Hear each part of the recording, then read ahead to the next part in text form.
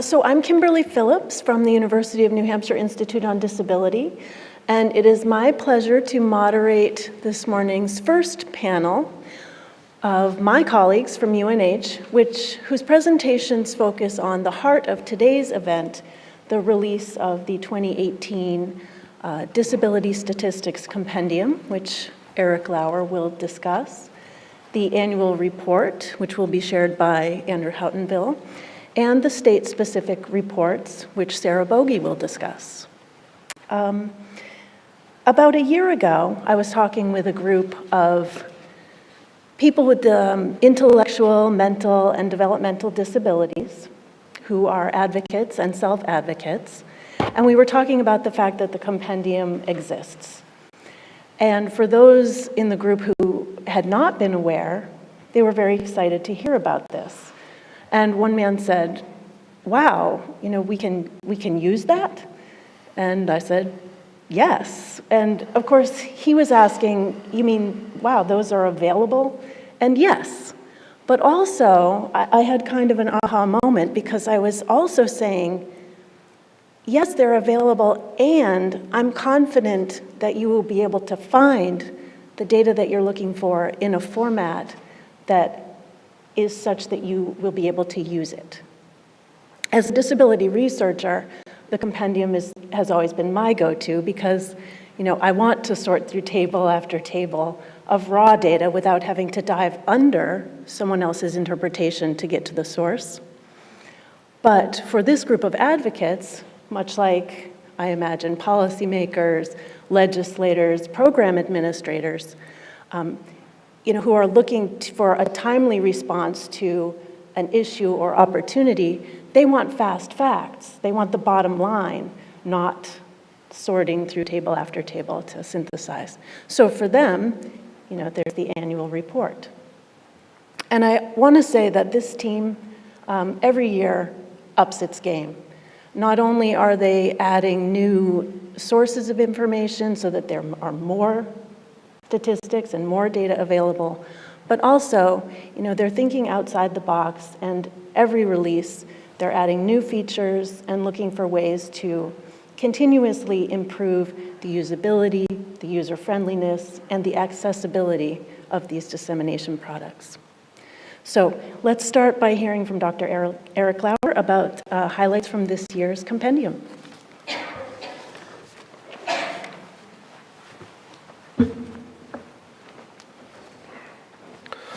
Good morning.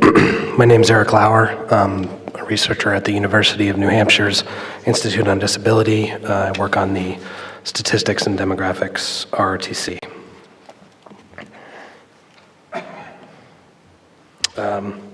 I'm here to introduce and present a little bit of background on what's new with the 2018 compendium this year. In my brief talk, I'll discuss the purpose of the compendium, introduce our companion products, and discuss efforts to improve accessibility, and highlight where people can go to access the compendium and get technical assistance. The compendium is an amalgam of statistics for people with disabilities.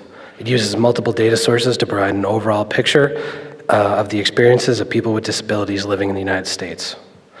The impetus behind the compendium stems from the fact that disability statistics are spread across multiple agencies, websites, reports, and data sources.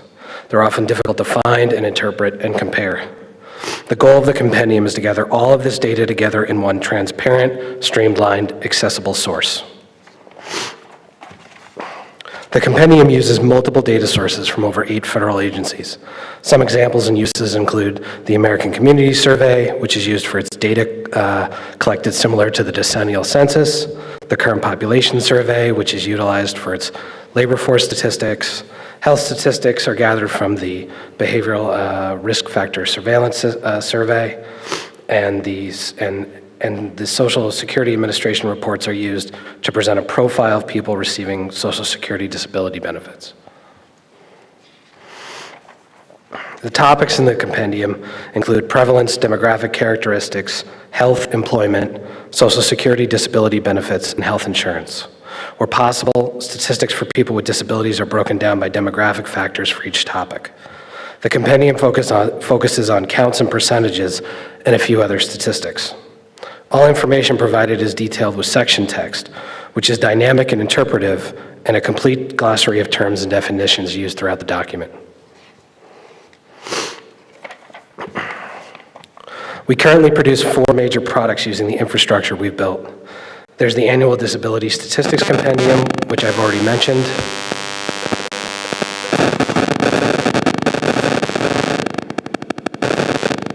Somebody's sending a fax. Yeah, they're unhappy with my talk. Somebody's using Kermit and downloading data. Ta-da! Okay. We currently produce 4 major products using the infrastructure we've built to date. There's the Annual Disability Statistics Compendium, which I've already mentioned. There's the Annual Disability Statistics Supplement, which is a primarily online digital companion to the compendium. The supplement contains hundreds of tables that provide additional breakdowns of disability statistics across the topics in the compendium. The way we built it out, using primarily ACS data, American Community Survey data, it has a fairly exhaustive breakdown of disability prevalence by disability type, age, race, and gender. We also have the newly revised annual report on people with disabilities in America,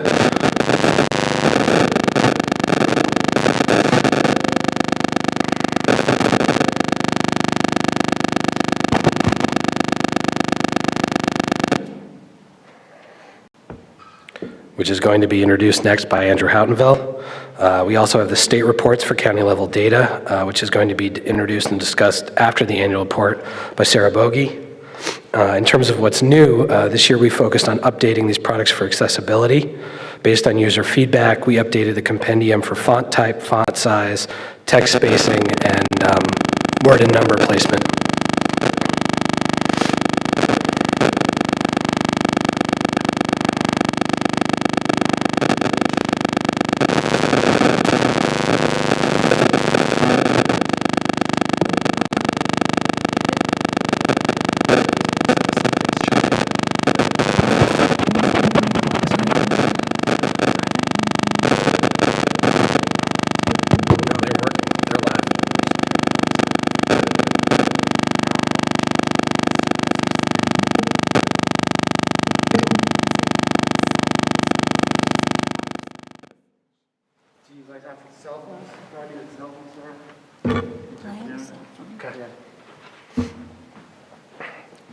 Sounds like that was me. Okay. Oh, they turned off the sound. Okay. This has resulted in a document we hope that's easier to read, especially for people with any vision difficulties.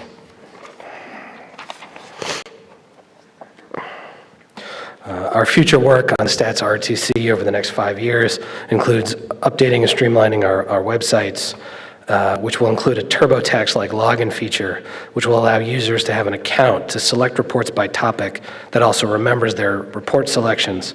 For example, users will be able to select a topic such as health insurance and see which of our products contain statistics on health insurance over the years.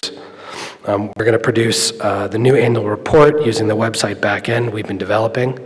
And we will continue to expand our state-specific reports across topics focused in the compendium.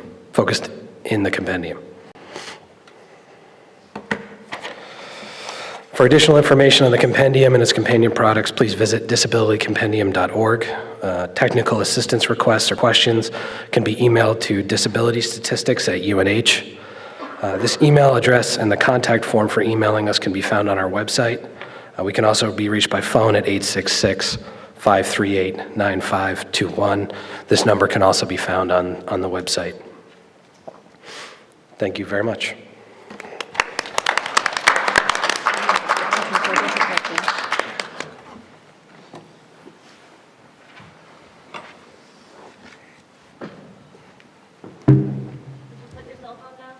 I did. It's over there and off. All right. Good morning, everybody. I'm happy to talk about the annual report on people with disabilities in America today.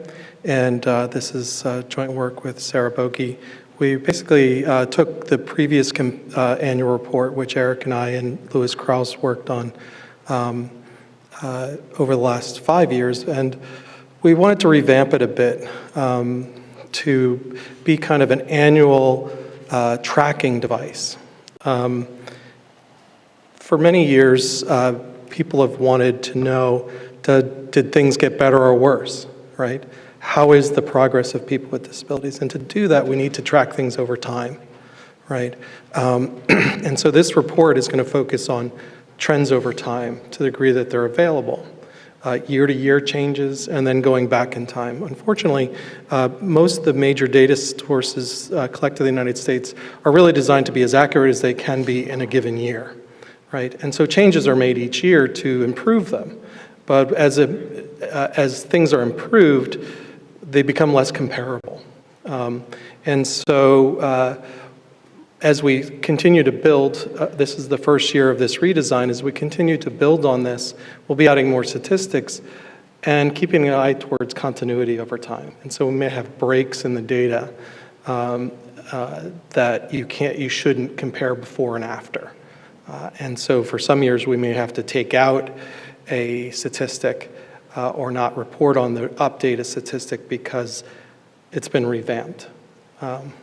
With the NIHIS coming up for its periodic revision, that's the kind of thing I'm talking about. So we're trying to track the progress of people with disabilities on key social indicators. I want to try to, in economics, there's something called making the call, not like making a call. There used to be a football thing, you make the call. That's not what I'm talking about. Making a call on penalties. What I'm talking about is the National Bureau of Economic Research in Cambridge, Mass. They make the call of whether the country has entered a recession or not. They'll make the call of whether we've entered a recovery period or whether we're actually in growth above and after. They'll also make somewhat of a call on whether the economy has made full employment. And so I want to try to make a call for each year of focusing on the gap between people with and without disability. Was there a call? Now these are statistics, and as Phil mentioned, not just measurement error, but the sampling error component. These are based on samples, so they're as precise as that sample will allow, given the variation in the phenomena it's trying to measure. And so we're going to pay very close attention to statistical significance. One of the things you may be interested to know, many times government will report statistics and changes, and they might not actually be statistically significant changes. Statistical significance is really, do we have enough data based on the way the thing varies? Do we have enough data to actually say that it increased or decreased? And if we don't, we really can't make a call. Zero is not something we can say that, oh, it had no change. Because there may be another data source out there that shows that it did change. If we show that it does change, that's a thing, right? So we have observed that it's changed, and that's the whole falsification. We falsified the fact that there's no change. But we can't verify that there's no change because there could be some data out there that shows that it is. These are all based on samples. We picked the topics based on a 2008 document I participated in. It was led by Bonnie O'Day and funded by the National Council on Disability, keeping track, national disability status, and performance indicators. And so I took the lead from this document, which was a very careful job of getting public input and expert input on what are the things that we should track, and then what data sources could be used. And so some of the leaders in disability statistics at the time, like Jerry Hendershot and Barbara Altman, were heavily involved in the collection and design of this study and the results of this study. For the comparisons, I'm going to do three things. I'm going to look at the statistical significance of the gap itself. So is the difference between people with and without disabilities actually, does it actually exist? Is it positive or negative? Also, I'll look at the year-to-year changes and the most recent year versus, which is 2017 in the current data, versus all other years, right? And so if you turn to the pages, if people, we have some copies down here, if people don't, raise your hand if you need a copy. I think everybody looks like they grabbed one. Gloria in the middle here needs one, Gloria. Raise your hand online if you need a copy. send us an email if you want a copy mailed to you. It should be online pretty much at the top of disabilitycompendium.org. You'll see a statistical table. And for many of us who are producing journal articles, you'll see lots of tables like this. I'm holding it up as if you can see it, but what you'll see are the asterisk, the dagger, and the double dagger. It's not a cross, it's a dagger officially. And that will tell you whether the gap is significant, if it's an asterisk, whether the year-to-year change is significant, and also whether it's different from 2017. And so what I'm going to try to do is work through a few of these to show you, what you can do with this annual report. The annual report will also keep the time trend. For these data, for ACS data, we can go back pretty confidently from its last revision of the disability questions in 2008. There were data before that, but we had revised questions. And so when I do a gap, there's going to be three options when I look at a gap. It narrows statistically significantly, meaning it gets smaller. It widens, gets bigger, or we can't tell, right? That's not the same as no change. It's just that we can't tell, all right? So for the employment gap, yes, the gap narrowed. Did the employment gap narrow? Yes, from 41.4 percentage points to 41 percentage points. And that was a statistically significant gap. So I can make a call that the employment of people with disabilities relative to people without disabilities improved from 2016 to 2017. The next, and so you can see this time trend, and this one has no pointer, but you can see the time trend, and many of you who have followed NTIDE with Kessler Foundation and some of the talks yesterday, the last 2 years have been quite good. And you can look up that table to see if there are statistically significant changes, whether these year-to-year changes were statistically significant or different from 2017. The earnings gap. Did the earnings gap for full-time, full-year workers narrow? We really can't tell. It did go from 54, roughly $5,400 to $5,000 in median earnings, so wages and salaries, but it wasn't statistically significant. So I really can't tell you that it increased or decreased. It's not the same as saying it didn't change. I just can't tell you with the data. And so again, you'll see the trend. One of the reasons why this one was so hard, why this one versus the other one is so hard to kind of wrangle in, is because we limited the sample to full-time, full-year workers, and the employment rate is low, but the percentage of people with disabilities who are working full-time, full-year is even lower.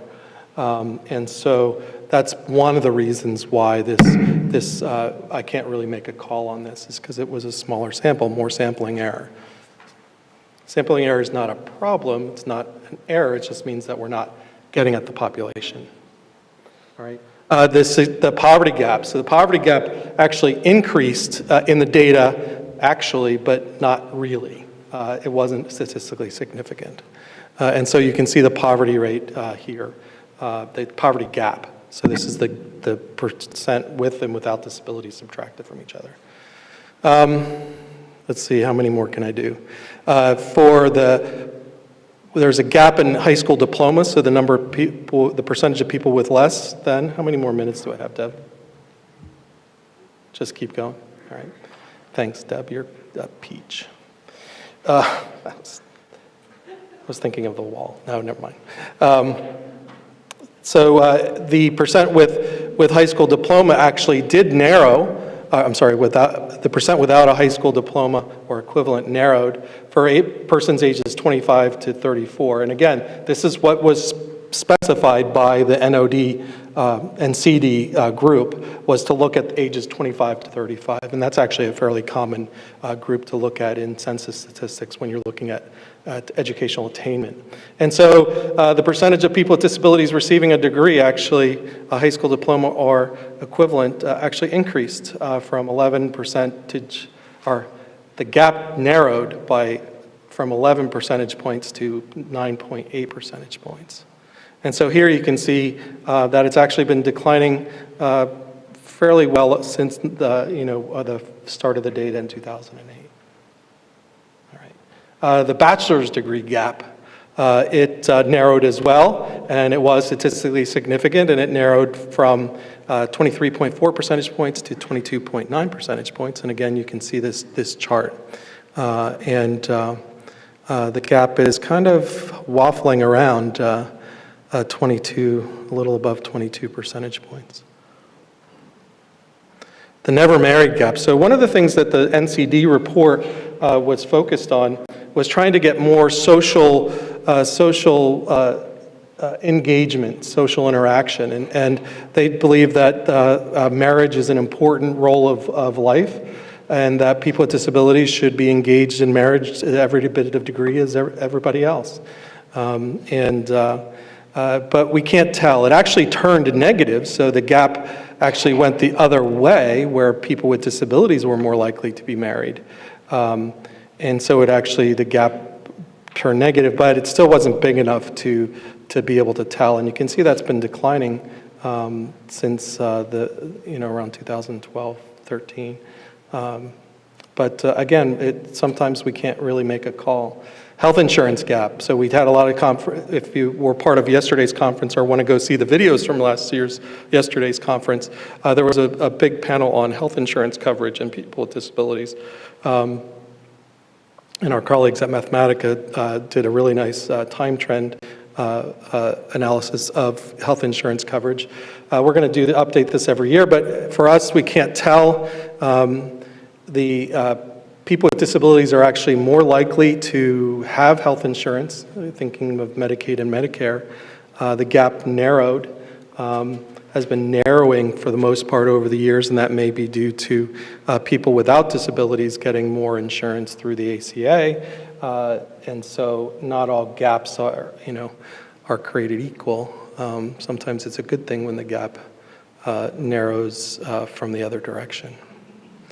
The percentage, again, for the percentage of people with coverage, the percentage with private health insurance coverage didn't change. It actually remarkably remained stable over time, although, there are probably decimal differences. And again, I really can't say that there's no change. It certainly looks like it, but we have to hesitate because there could be another data source that shows a change. I just can't say anything with this data source. And so that's the annual report. And so each year we want to try to make a call, and we're hoping that this leads to greater utilization by media or by advocates, and then that will lead people to the compendium. So if they want to find out. So I was talking today to someone, David D'Arcangelo from Massachusetts, and he's like, oh, this is great. What happened in Massachusetts? And they said, well, you have to go to compendium to get that. And so maybe this will help lead to greater utilization of the compendium and its materials. Next year, we'll probably add the BRFIS statistics on smoking, binge drinking, and exercise. We may also look for other indicators.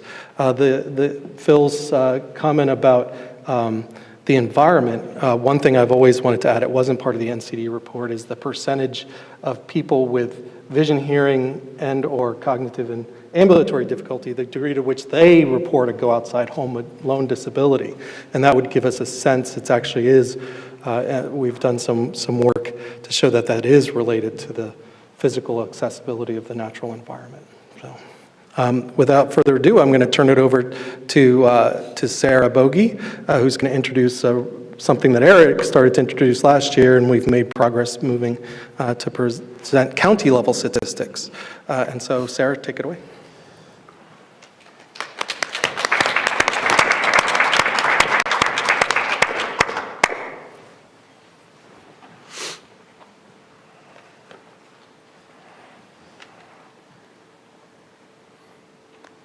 Good morning, everyone. Thank you for joining us this morning. My name is Sarah Boege, and I'm also with the Institute on Disability at the University of New Hampshire. And I'll be discussing with you today our state-specific reports. So just as an introduction, you've already gotten some context today from our other presenters from our team, but I just wanted to highlight one of the goals of the Disability Statistics and Demographics RRTC, which is to advance the use and usefulness of disability data and statistics to inform disability policy and services. So as Eric sort of had highlighted, we have some of these main dissemination products, such as the Compendium and Supplement, which focus on the national as well as state level statistics, our annual report, which we've just revised to include the national level statistics as well as some trends over time.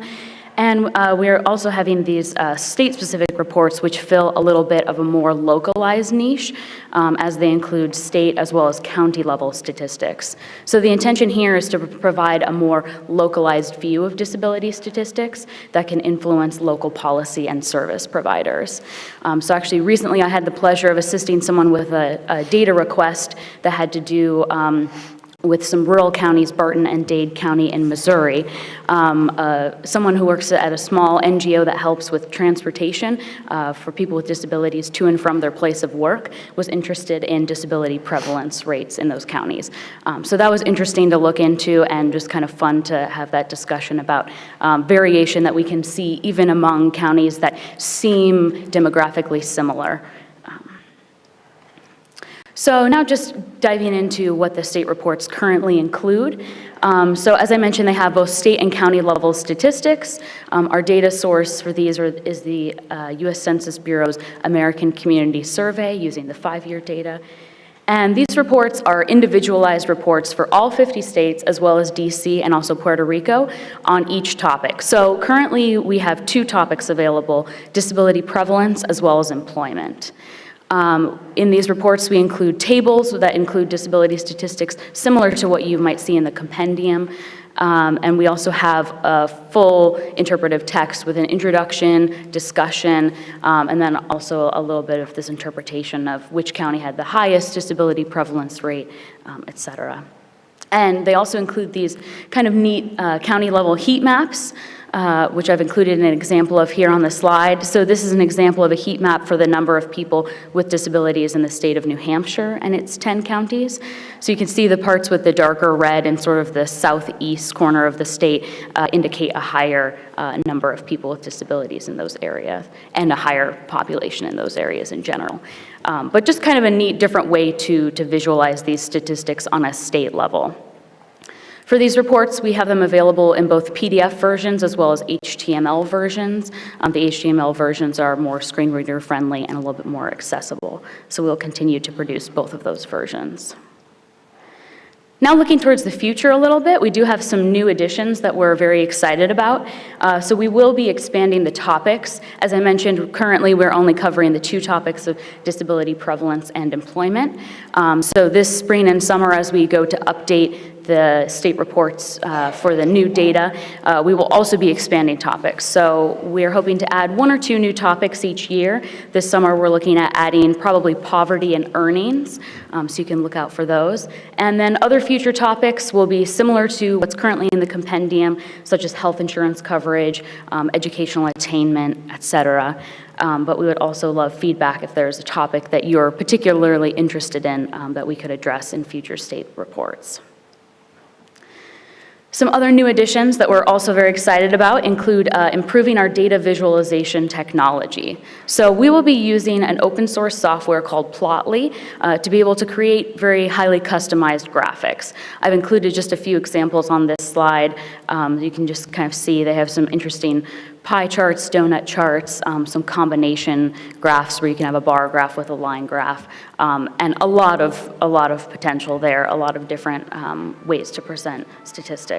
So our hope here is just that we can basically expand the variety of ways that people can engage with these disability statistics in whatever format kind of resonates with them more. So sort of to this end, we would like to welcome any feedback or ideas about your preferences of how you'd like to see these disability statistics displayed. So this is a bit of a spoiler, but at our working lunch this afternoon, you will have an opportunity to provide us a little bit of feedback on what you might be interested in seeing or how you'd like the data to be presented.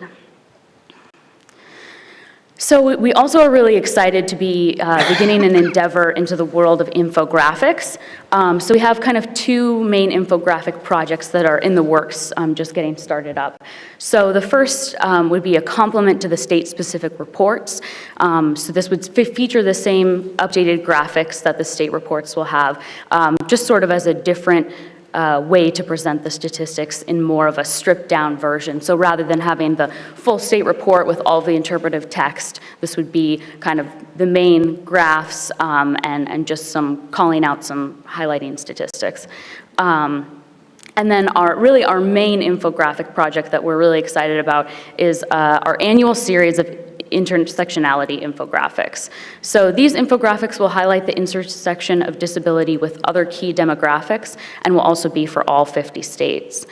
So an example of this might be looking at a state-by-state look at employment rates for people with disabilities who identify as being white compared with people with disabilities who identify as being Latino, just as one example. So we all know that the population with disabilities is a very diverse group, that any one person has lots of identities that are interacting at any given time. So this will just sort of provide a little bit of a deeper look at those interactions and kind of what the data are telling us about this.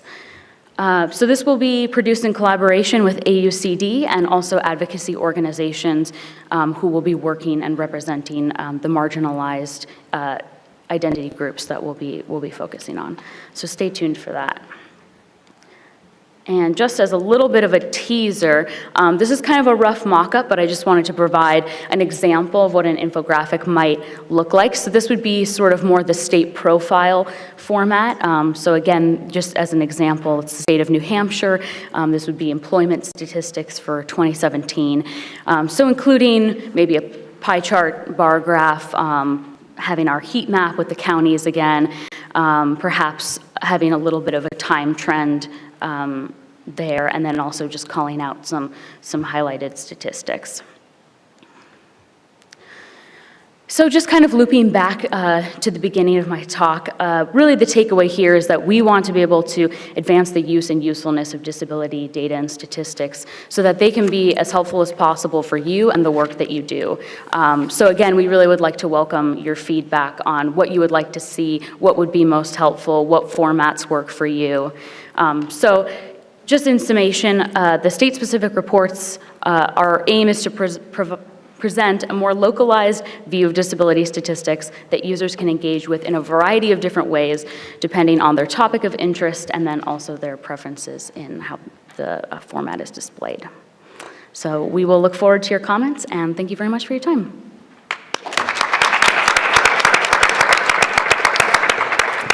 Thank you so much, Andrew, Eric, and Sarah. We now have some time for audience question and answer. How much time do we have for that? Deb? What time is it now? We had to turn off our stuff, so I am blind up here. You can see like up there. I can? We have about 20 minutes for Okay, questions. great. So we have plenty of time for Q&A. So let's hear from you.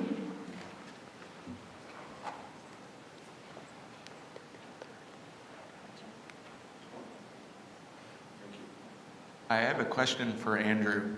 Sure. In your presentation, I was intrigued by your use of the phrase waffling gap. That struck at me because when you're presenting the less than high school gap statistics, I know that in the report you try to take a longitudinal look. You make a comparison to that gap, to the largest gap, and then to the next smallest gap. And you can make calls there, but you yourself observe that gap waffles, right? Even when looking at the next smallest, it went up in the intervening year. Would you ever think about how, in making a call, longitudinal type call, the waffling gap, in your phrase, might sort of structure or influence the way you make those calls? Yeah, so that's a good point. And so how do we summarize waffling versus non-waffling, right? And so variance, right? So we could look at the variation in the gap, and I'm looking at the high school gap, and then if you look at the college gap, what's the opposite of waffling, right? So we could look at the degree of which it varies. But waffling really means that it's kind of similar over time, but just ratcheting around, versus declining over time, versus increasing over time. I mean, the variance can be the same for increasing and decreasing. Variance is not positive or negative, it's small or big. And so to make calls about this is a declining trend requires a lot more data, right? So basically I have a sample size of 1, 2, 3, 4, 5, 6, 7, 8, 9, 10, of 10 gaps, right? And to make a call on 10 gaps of whether it's actually it's a declining trend requires a lot of statistical power. And so I'd love to be able to do that. And in fact, folks from Kessler will, and John knows this well, that the communications folks at Kessler were like, is it declining over time? Well, we can't say that, you know. Is it increasing? Is it improving over? Well, we can make a call from this year to that year, but not the overall trend. And so that's a really good question. I think a variance measure would be interesting to look at. I think that the degree to which something jumps around influences our ability to track it, to make a call, right? And so the smaller the sample size, the greater, the more difficult it is to make a call. And there's a really good example out of Untitled, and you guys have never seen it, but if you look at the unemployment rate for people with disabilities, it's posted on the ODEP, not ODEP, it's linked through ODEP to the BLS site. It's like a sawtooth, right? Because the unemployment rate is of a percentage of people in the labor force, so the denominator is really small, so it just keeps pounding around. And so we don't use the unemployment rate for that reason, is that because it's based on a smaller sample of people who are in the labor force, it has a lot of sampling error and will bounce around. So sampling error matters, bouncing around matters. John will know that with Untitled, we're very careful. I don't think we've ever used the word waffle. But we have to be very precise with how we talk. And it's a really interesting thought. I wonder how many years, if all 10 years declined, right, in statistically significant ways, would the time series, and people who may not know, time series, looking at trends over time, is its own special field of statistics. Time series econometrics and economics is a whole branch that's like just unbelievable rigor. And so that's a really interesting question, because I'll say, oh, look, it's kind of declining. I'll always try to put in kind of, right? Because, it's really hard to tell. That may have been more than you want, but. Hi, Candace Cable, and thank you for your presentations. And I'm new to all of this data and the compendium, and maybe this is something that's already been thought about, and please forgive my ignorance.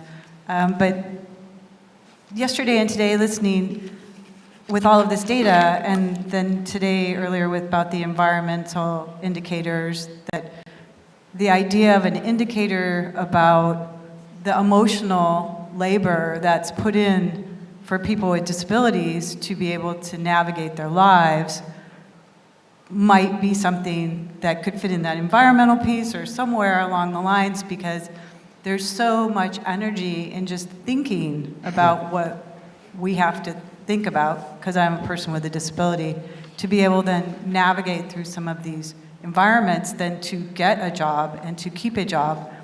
One of the things my colleague here and I were talking about was the coolness of the quiet rooms that are happening now, because if I could get out of my chair for 20 minutes and lay down during my workday, my 8-hour workday, I could reset in a major way, but there's not a lot of opportunity for that. And so I think that limits a lot of people with disabilities being able to participate. And so I'm wondering now, just as I said that, is there ever been a thought of that type of indicator, the emotional labor that's put in, or the thinking labor, or whatever we want to call it, that would contribute to whether or not a person with a disability, depending on their disability, could participate and be a part of the working environment.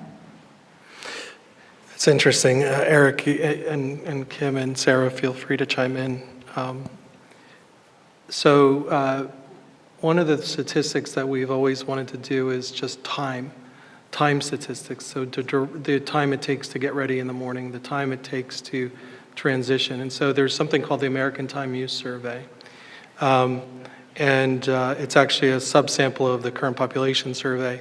And it asks people to keep diaries of things. And so Craig Ravensloot if Craig's online listening, or people at Montana are listening, out of the University of Montana, and funded by Neidler through the University of Kansas, analyzed that data and looked at kind of what people with disabilities are doing with their lives. And I don't recall, I just remember that men watch a lot of TV. That's all I really remember from that takeaway. But things like that are, and Kim is from psychology, and psychology will talk about lifespan versus self-judgment things. And so we'd want to know, and as an economist, I'd want to know how much extra time did it take a person with a disability to get ready for work, or to go to work, or to do self-care, as opposed to how somebody emotionally feels about it. I think both are important, and I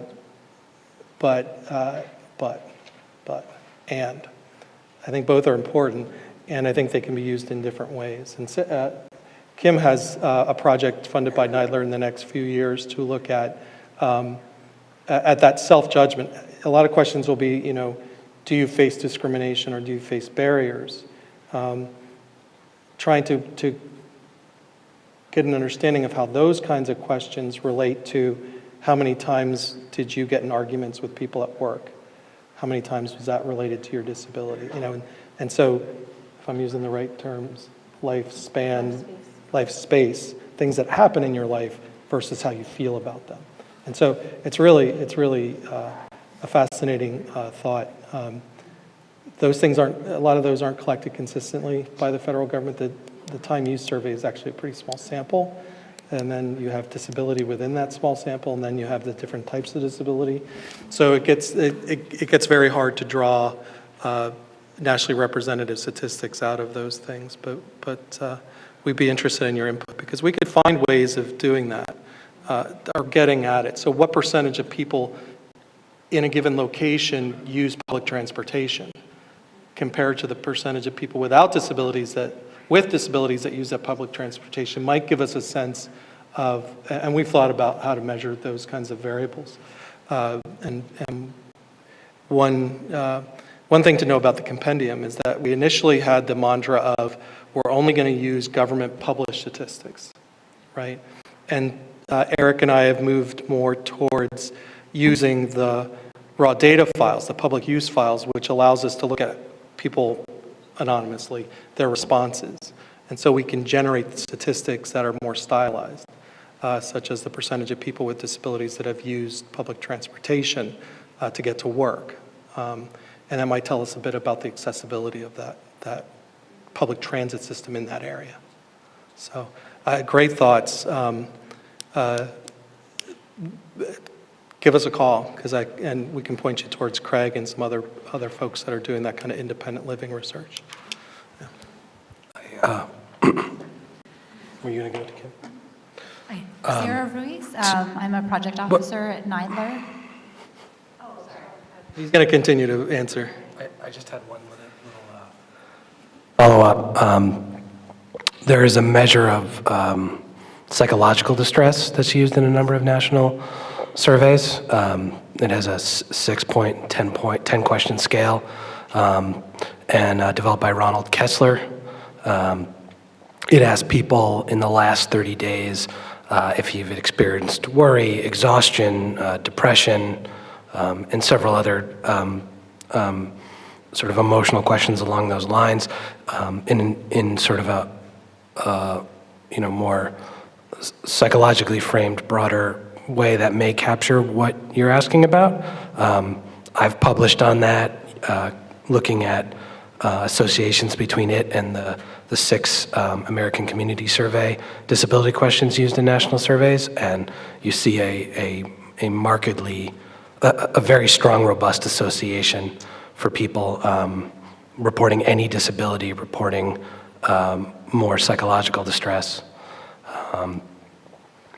It also has been rigorously tested for its correlation with serious mental illness. So scores of 13 or higher on this 24-point scale indicates serious mental illness, but there's also a range from 1 to 12, which also just more than likely in their research relates to the type of difficulty that you're talking about. What I was sitting here thinking about as Andrew was talking is for the compendium, we're trying to find data that's produced annually, produced by the federal government, but also as a state identifier. The BRFIS did collect it as a topical module, but not a core module.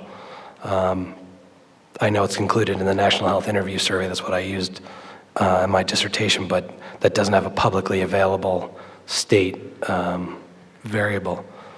But that is more of the type of measure that also may get at what you're talking about. Yeah, I think that the compendium has always had a state-level focus. I think we'll probably may start breaking from that because there are so many things that can be done with the National Health Interview Survey and other surveys, the National Transportation Survey and others, that we may try to go that. There's so many opportunities, So your feedback is welcome because that helps us kind of prioritize. Let's go to Sarah. Okay, sorry, jumped the gun before.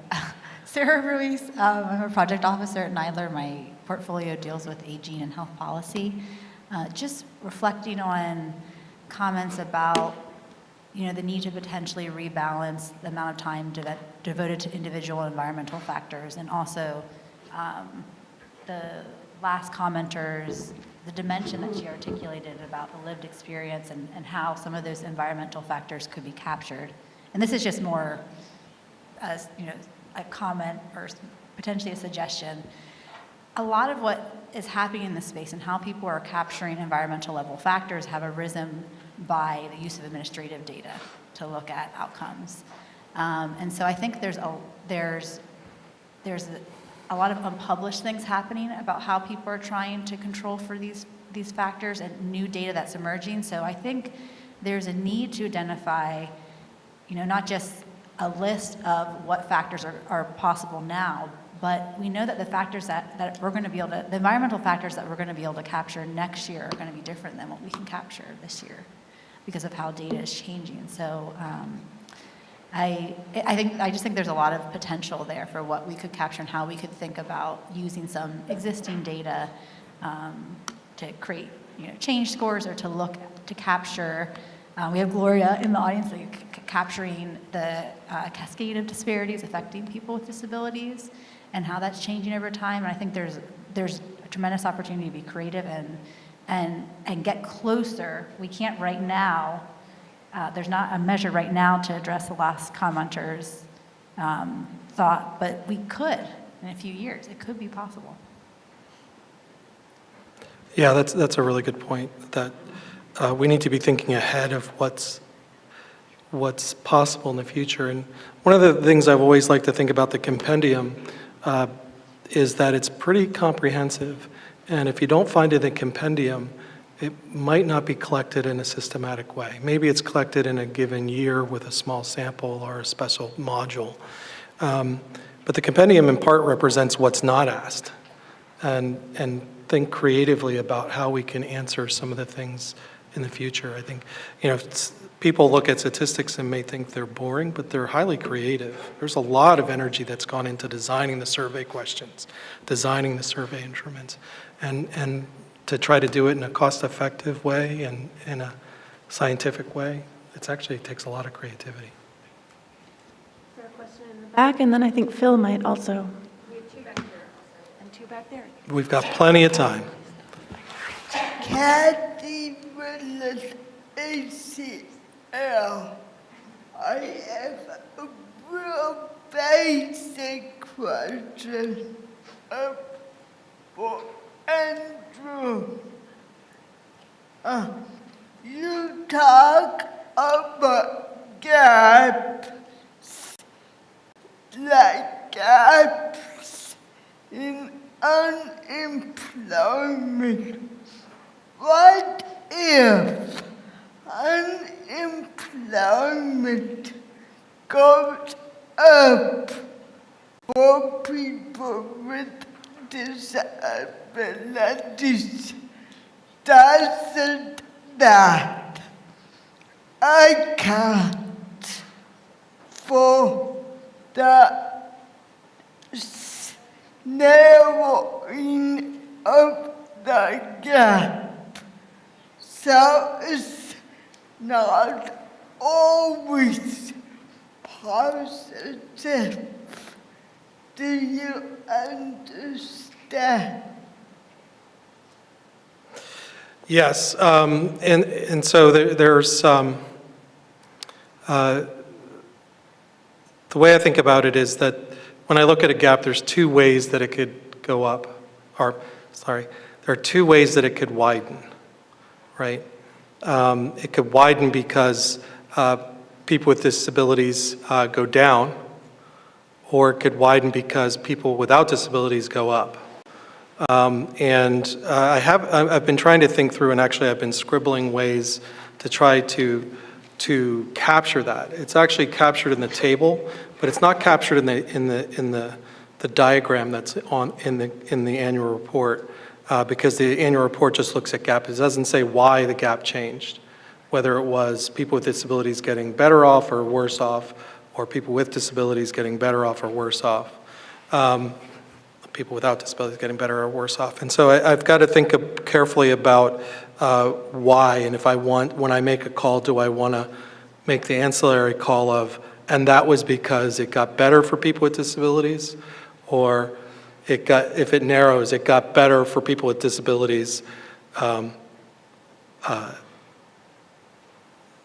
it got better for people with disabilities, but it got less better for people without disabilities, you know. And so there are lots of reasons, well, there are not lots of reasons, there's a finite number of reasons why a gap may narrow. And I have to think about, are all gaps created equal?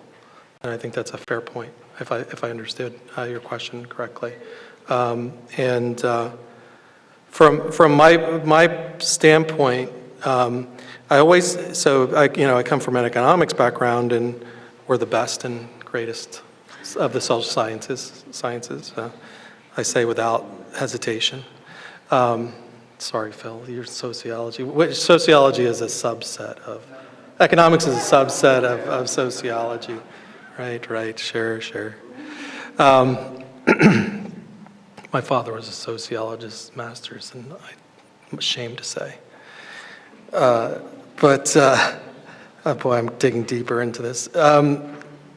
And you know, when somebody tells me, oh, the employment rate for people with disabilities in, say, Alabama or Mississippi is really bad, I always want to say, well, you need to kind of compare it to the general economy in those states, or it's really good in the Northeast, or I always use the without disability group to kind of baseline. Because you don't want to make comparisons without kind of adjusting for, in essence, those environmental factors. You're trying to difference away the environmental factors that exist in a given area. Similar to, you wouldn't want to say that Florida is a really dangerous place because a lot of people are dying in Florida when you need to adjust for age composition, right? So you see age adjustment statistics. I've often thought we need to kind of have a severity adjustment because some of the folks that are included and answer the questions may not have very severe disabilities. And so we've worked on using the self-care and go outside home alone questions to kind of qualify that you have a disability, but you also report difficulty with self-care, that might be an indicator of severity within the 6 questions that are used in the ACS and CPS and other places. So that's a fair question, and I have to think about, the graph will get really busy, so I have to think about ways to economize the language, but your point is well taken. Thank you. I have an online question All right. asking about data on autonomous vehicles or assistive technology. That's a really good question. I don't know of any data on that. That doesn't mean that it doesn't exist, of course. Autonomous vehicles are still not, the question is, a lot of times people will ask, we'll get questions from market research folks, like how many people would want to use an autonomous car, with disabilities, and could the overcoming barriers for people with disabilities be used to motivate research at the National Science Foundation or other places for the potential benefits of not just people with mobility limitations, but people with communication limitations and cognitive limitations, because the car can take over a lot of the higher cognitive functions needed to drive. And so there is ongoing research, and I was actually part of a National Science Foundation proposal to look into autonomous vehicles, and but there are no kind of hard statistics on who could benefit from an autonomous vehicle. We could make certain assumptions that people with disabilities may benefit more. Now, are they willing to pay and create a market for that? The price of an autonomous vehicle will be an interesting thing to watch, and whether there are subsidies for people with disabilities who stand to benefit greatly. Great. We have time, yep. For many more. Hi, my name is David Jones from ETA at Department of Labor, and I know the 2020 census is around the corner, and I'm just curious, is there anything new or different from that planned census that you think will impact the way we collect data in this work? Yeah, the 2010, so the American community took over the long form. So there used to be a long form that went out to 1 in 6 households, and that was replaced by the American Community Survey. The decennial census is now just what's called the short form, which is used to draw congressional districts. And there's been the big fight about adding adding the citizenship question to the short form, or what was the short form, and is now the census. There have been people in Congress pushing for some Florida Congress delegates pushing for adding disability questions to the short form, because it would be very important for allocation of resources, particularly a place like California. But it won't necessarily drive voting districts. There's been a large drive to say, okay, we need to do that to do voting machines, to make sure that the voting machines are and that we allocate funds to accessible voting machines. But it's really precious space on those forms. And think about everybody answering those questions. Those questions are hard-sought questions. The interesting thing is to ask the question about the operationalization of the census and whether it accommodates people with disabilities, right? So that's a huge issue. I have not heard any news on any big changes in the operationalization of the census, of the decennial census, other than they're very worried about hiring workers. Because in this time of full employment, it may be hard to get workers to go out, and the enumerators, the people who go out and collect information on, say, people that are homeless or people who don't respond. The census staffing is a huge undertaking. I have not heard of any accommodations or any disability-related factors or changes in the way that it's collected. But that'd be interesting to know if they have large print, that'd be kind of a signal. Phil, I believe you had a comment or question, is that right? Yeah, Deb, do you have the? Jennifer's going to ask a question. Looks like Jennifer, way back there. Let's go to Phil, please. Wondered if you could see all the way back here. Hi, I'm Jennifer Sheehy with the Hi, Department of Labor, and thank you. I love the way you all frame the statistics, and I think this has been a great panel. I did want to respond to the person that asked about autonomous vehicles.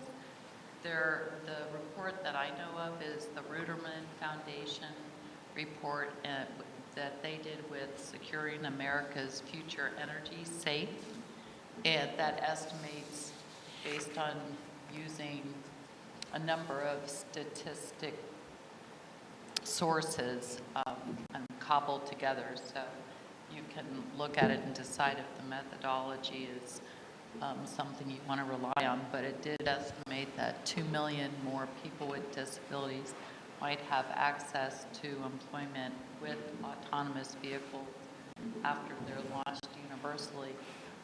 There will be a report by the Department of Transportation and Labor issued in March of 2019 on the impact to the workforce, and then there will be a disability component of that report that will be issued a few months later. That sounds great. So Excellent, yeah. Oh, sorry. Thank you so much for sharing that information. I really appreciate that. All right, someone want to bring the microphone to Phil and that? Any more online? Come on, online people.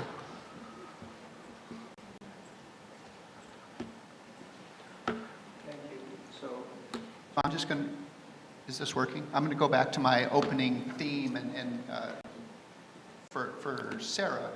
First of all, I'm really excited about the county level statistics that you described. I think there's just great opportunity for understanding what's happening at a more local level, which will be really useful for program administrators, lawmakers, local level advocates, all kinds of people.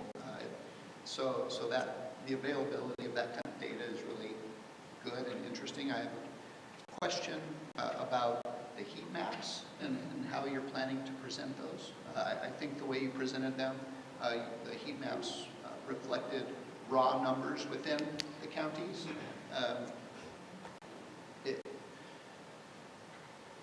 I think it might be, so the raw numbers are really useful because they give, again, program administrators a good sense of the number of people that need to be served or who could use service, good indicator of the target population. But I think to go along with that, it would be really useful to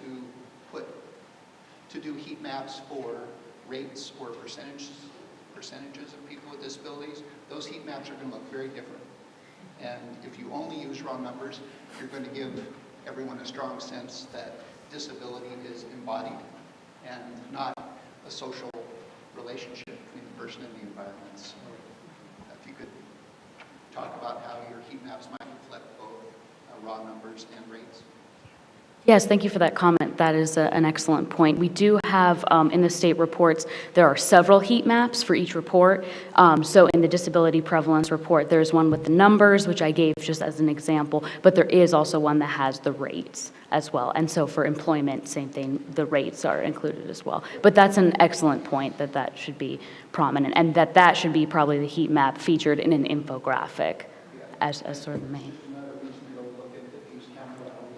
Mm-hmm. Great information for all of us to use, and thank you.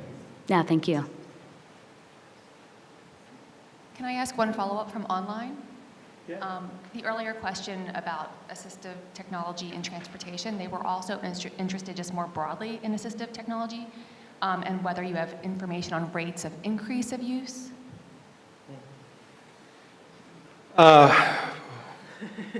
I'll take a stab at an answer. The short answer is no. The only survey that I know of that collects information on assisted device use is the Survey of Income and Program Participation, the SIP, and its modules or supplements on disability. And that is not consistently collected. And so we don't have like annual or relatively up-to-date numbers on that. Eric, do you know of any? I'm not sure if it's been discontinued for a while, but the National Health Interview Survey did have some questions on that, asking people what type of assistive technology they're using. I haven't looked at that in a number of years, but it is collected annually.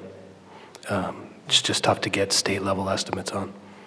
Yeah, so that's one of the things that we might consider putting in, kind of a national level part of the compendium or national, maybe folded into the annual report. It'll be interesting once there's 2 years of the new design of the HIS to kind of bring in stuff from that. But the use, it typically doesn't have the detail that you really want.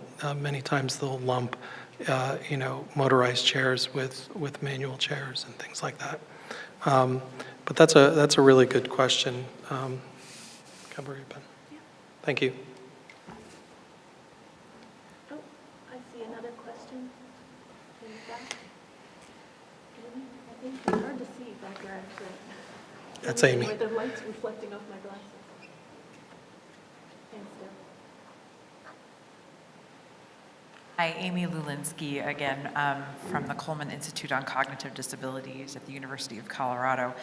Just in response to the questions regarding assistive technology, we do have a couple of things. One, we, at the State of the States and Intellectual and Developmental Disabilities, do collect data on technology spending for people specifically with intellectual and developmental disabilities, and I have a slide on that this afternoon. But the other thing I wanted to also bring up is that the National Association of State Directors of Developmental Disability Services, along with my colleague Shay Tanis at the Coleman Institute, did a technology survey of states last year. This is, again, specific to people with intellectual disabilities, but that PowerPoint is available, and there is a draft report that is in development currently. So again, these are specific to intellectual developmental disabilities, but that is some work that we're engaged in and that is being engaged on at the national level. Yep, thank you.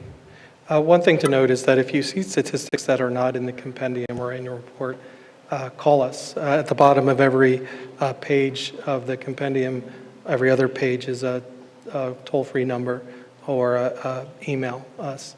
That's part of what we want to do, is we want to give you opportunities to talk to us, because if you don't find it, it may be available. We're just not folding it in either because it's only available at the national level or it's been discontinued recently. And so please give us a call and we can try to help you find what you want. And with that, I'll turn it back over to Kim. I think we're running out of time. Or a question from online viewers? Okay, we'll do one more and then we'll go to break. Thank you. The question is any outreach being done to get the data out to people who might not be using it for planning beyond those of us who use the data or care about disability issues? Yes. Actually, I think more so in the coming years. We're going to be developing some online modules on the use of disability statistics. And that's a fairly passive way.